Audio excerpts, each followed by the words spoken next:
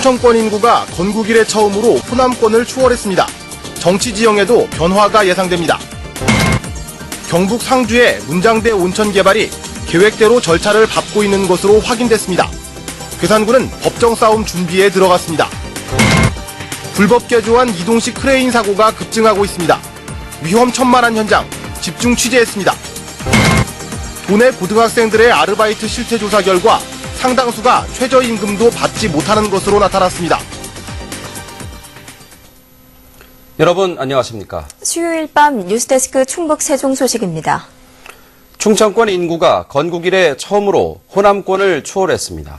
영호남 대결 구도의 정치 지형에도 적지 않은 변화가 예상됩니다. 김대웅 기자입니다. 지난 2007년 면에서 읍으로 승격한 청원군 오창읍. 산업단지를 중심으로 기업들이 몰리며 지난 7년 사이에만 30% 가까이 인구가 급증했습니다. 네, 상가도 많이 늘었고 일단 가장 눈에 많이 띄는 거는 학원이겠죠. 학원이 많이 들어서고 학원에 애들이 점점 차해지고. 지난달 충청북도의 인구는 156만 명. 산업단지가 발달한 청주와 오창, 오송, 중부 4군의 인구 유입이 두드러졌습니다. 인근 세종시 인구도 1년 만에 16,000여 명이 늘며 충청권 인구는 525만 명을 돌파했습니다. 같은 기간 호남권 인구는 지속적으로 줄어 524만 9천여 명을 기록했습니다. 건국 이후 처음으로 충청권 인구가 호남권을 추월한 겁니다. 지난 1925년 호남의 인구가 충청보다 65%나 많던 점을 감안하면 말 그대로 격세지감입니다. 내년에 통합 청주시가 출범하고 세종시 정부부처 이전이 마무리되면 이 같은 충청권의 인구 증가세는 더욱 가속화될 것으로 보입니다. 2030년까지는 지속적으로 인구가 증가할 것 같고, 그렇게 된다면은 호남권 이후에도 경북이나 경남권 인구에도 저희가 도달할 수 있을 가능성이 상당히 높은 것으로 생각되고 있습니다. 이 같은 인구 변화는 영남 대 호남의 대결 구도였던 정치 지형에도 적지 않은 영향을 미칠 것으로 보입니다. 당장 유권자 수가 늘면 지역구 국회의원 수도 변할 수 있습니다. 다만 인구 증가세가 이어지기 위해서는 양질의 일자리를 늘려야 하고 지속적인 수도권 규제 완화 시도에도 충청권이 힘을 모아야 할 것으로 보입니다. MBC 뉴스 김대웅입니다. 경북 상주의 문장대 온천 개발, 한동안 잠잠하다 싶었는데 경북 쪽에서는 당초 계획대로 하나하나 절차를 밟고 있습니다. 괴산군은 법정 싸움 준비에 들어갔습니다. 심충만 기자입니다. 충북 전체의 반대에도 불구하고 환경협의 등의 개발 절차가 진행 중인 경북 상주의 문장대 온천. 경상북도와 상주시, 대구지방환경청 등 관계기관은 시행사와 협의체까지 구성하고 본격 추진을 예고했습니다. 상주시는 인접지자체로서 이해관계가 걸린 괴산군에도 협의체 참여를 제안했지만 괴산군은 관련 공문 자체를 접수하지도 않고 그대로 반송했습니다. 접수하게 되면 저희들이 응하는 꼴이 되기 때문에 원천적으로 봉사하기 위해서 반려를 시켰습니다.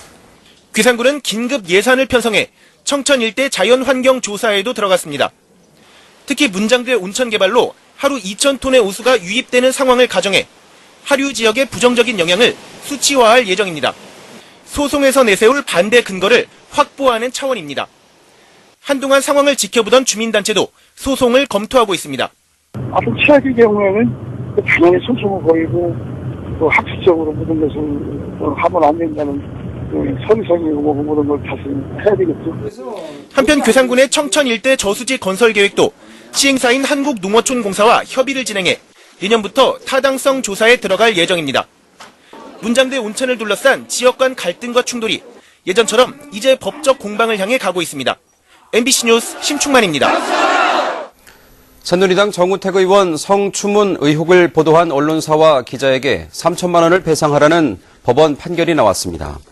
청주지방법원 제12민사부는 정 의원이 낸 손해배상 소송에서 해당 언론사 2곳과 당시 대표, 해당 기자 등 3명이 정 의원에게 각각 600만 원씩 모두 3천만 원을 배상하라고 원고 일부 승소 판결을 내렸습니다. 재판부는 해당 기사가 당사자 입장을 반영하지 않고 확인되지 않은 사실도 단정적으로 보도해 명예를 훼손했다고 밝혔습니다.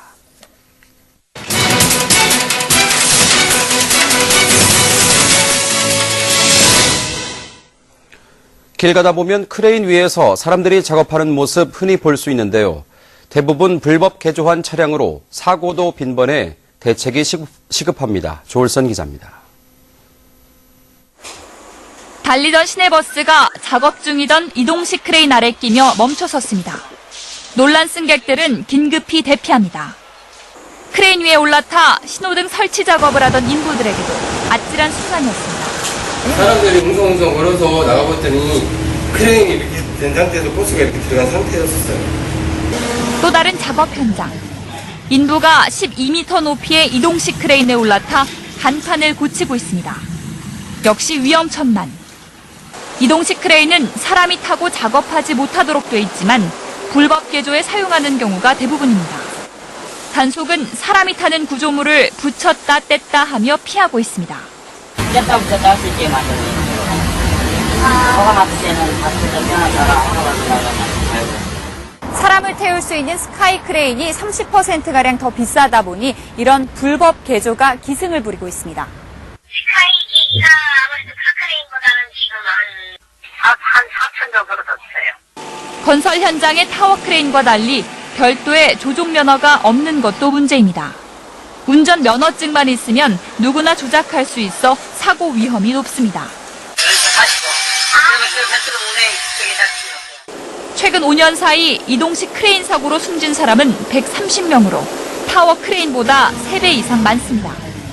관리 감독과 단속도 거의 이뤄지지 않아 대책이 시급합니다. MBC 뉴스 조울선입니다. 청소년 아르바이트생 하면 싼 임금에 마구 부려먹는다는 인식이 퍼져 있습니다. 인권단체가 도내 고등학생들의 아르바이트 실태를 조사해 봤더니 실제로 상당수가 근로계약서도 쓰지 않고 법정 최저임금 역시 받지 못하는 것으로 드러났습니다. 이혜승 기자입니다. 아르바이트를 시작하는 청소년 대부분이 업주와 말 몇 마디 나누지 않고 곧바로 일을 시작합니다. 불편하고 맘 못 하는 그런 게 있어요. 사장님한테 직접적으로 얼마인데 이렇게 달라 이런 거. 그러다 보니 힘들게 일을 하고도 부당한 대우를 받거나 월급을 떼이는 경우가 많습니다. 10분 늦으면 1시간 알바비를 뺀다든지 밥 먹는 그 시간 알바비를 안 주는 그런 거 있어요. 청소년 노동인권 네트워크가 도내 특성화 고등학생 16,000명을 전수조사한 결과 1,300여 명이 현재 아르바이트를 하고 있습니다. 이 가운데 67%는 근로계약서를 작성하지 않은 채 일을 하고 있고 36%는 법정 최저임금 이하의 급여를 받고 있습니다. 청소년 고용사업장의 상습적인 법 위반 행위를 중단시킬 수 있는 실질적인 대책도 마련되어야 할 것이다. 조사 결과 근로계약서를 작성한 학생들이 최저임금을 보장받을 가능성이 훨씬 높은 것으로 나타났습니다. 학교에서 관심을 어떻게 쓰느냐에 따라서 이 근로계약서 작성과 관련된 그 차이가 날 수 있다는. 충북에서 고등학생들의 아르바이트 실태를 조사하기는 이번이 처음으로 그동안 청소년 노동 문제에 얼마나 무관심했는지를 반증하고 있습니다. MBC 뉴스 이혜승입니다. 충북 도내 대학들의 시간 강사 강의료가 최고 40%가량 차이 나는 것으로 나타났습니다. 교육부가 대학 알림이를 통해 발표한 대학 공시 정보에 따르면 충북대학교의 시간 강사 강의료는 64,600원으로 지난해에 비해 12.7% 올라 도내 대학 중에 가장 많았습니다. 교원대가 63,500원으로 그 뒤를 이었고 서원대와 청주대는 45,000원, 극동대는 시간 강사 강의료가 4만 원으로 충북대에 비해서 40%가량 낮은 것으로 조사됐습니다. 우리나라 새마을운동이 최근 유네스코 세계기록유산 기록물에 등재되면서 다시 한번 주목을 받고 있는데요. 때마침 청남대에서도 대통령 기록을 통해 부활했습니다. 신미희 기자가 보도합니다. 가난에서 벗어나기 위해 전 국민이 하나 됐던 지난 70년대 새마을운동은 고 박정희 대통령에 대한 기억과 함께 보릿고개를 견뎌낸 은빛 세대의 추억 속에 고스란히 남아있습니다. 고살포도 좋았지요. 길도 요랬는 거를 요런 데다 막 넓혀가지고 그래 하고 얼마나 좋았어요. 아이고 평생 가도 고마워. 나는 만날 감사합니다. 빗자루를 든 대통령, 모내기를 하는 대통령. 그때는 누구나 잘 살기 위해 팔을 걷어붙인 때였습니다. 재임 시절 충북을 36번이나 찾아 민생 구석구석을 살폈고 그 활동은 모두 기록으로 남았습니다. 새마을운동은 발상의 전환의 시작이었다는 점에서 그저 지나간 역사로 흘려버리기에는 아쉬운 점들이 많습니다. 그 사람의 머리털을 잘라가지고 팔던 그런 시대에서 중화공업으로 프레임 자체를 바꿔버렸단 말이죠. 그렇다면 지금 충북도 예컨대 남들이 다 하는 어떤 그러한 그 개발 중심의 가치관에서 남들이 안 하는 새로운 영역을 역발성을 할 수 있다라는 그런 함의점을 준다고 할 수 있죠. 다음 달 2일까지 옛 대통령 별장 청남대에서 열리는 새마을 대통령 박정희 전에는 사진과 영상, 유품을 통해 가장 역동적인 역사였던 새마을운동의 모습을 확인할 수 있습니다. MBC 뉴스 신미입니다. 다음 달 취임 3주년을 맞는 도내 단체장들이 내년 지방선거를 의식해 기념식을 봉사활동 등으로 대신합니다.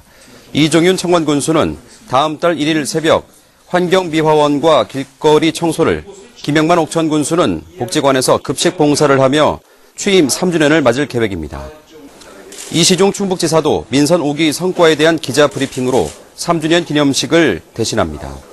도의회와 시군의회도 기념식을 따로 하지 않을 계획이어서 내년 지방선거를 앞두고 선거법 시비를 차단하겠다는 의도로 해석됩니다. 재벌 2세를 사칭해 10억대 사기극을 벌인 일당에게 징역형이 선고됐습니다. 청주지방법원 제13형사부는 45살 최모 씨와 43살 남모 씨에게 특정경제범죄 가중처벌법 위반 죄를 적용해 각각 징역 2년과 징역 1년 6월을 선고했습니다. 이들은 지난 2006년 6월 한 40대 여성에게 아버지가 재벌인데 장관급과 고위층만 가입하는 펀드가 있다며 접근해 투자금 명목으로 11억 6천여만 원을 가로챈 혐의로 구속 기소됐습니다.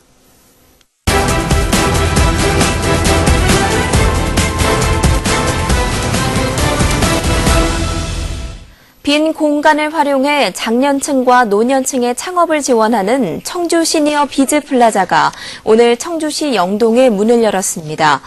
시니어 비즈 플라자는 앞으로 2년 동안 중소기업청에서 1억 4천만 원을 지원받아 만 40세 이상 예비 창업자들에게 창업 정보를 제공하고 교육과 전문가 상담 등 경영 지원 프로그램을 운영하게 됩니다. 농촌 지역 노인을 대상으로 한 양한방 진료 행사가 오늘 시작해 내일까지 청원군 낭성면 사회복지관에서 열립니다. 농협 청주 청원 시군 지부는 청주 효성병원, 청주 한방병원과 함께 미원 낭성 지역 노인들을 대상으로 고혈압, 당뇨 검진을 실시하고 진료를 받은 노인에게는 한약도 무료로 제공합니다. 이번 의료 검진 비용은 농협에서 지원합니다.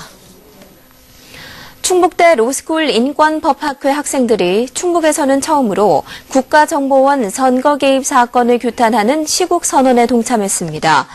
인권법학회 학생들은 오늘 전국 17개 법학전문대학원 인권법학회와 공동성명을 내고 국정원 선거 개입 규탄과 국정원 개혁, 대통령의 책임 있는 자세를 요구했습니다.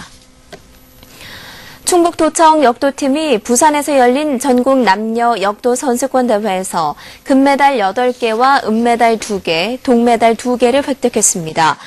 역도 국가대표인 충북도청 김영준이 62kg 이하급에서 3관왕에 올랐고 신동진도 인상에서 금을 목에 걸었습니다.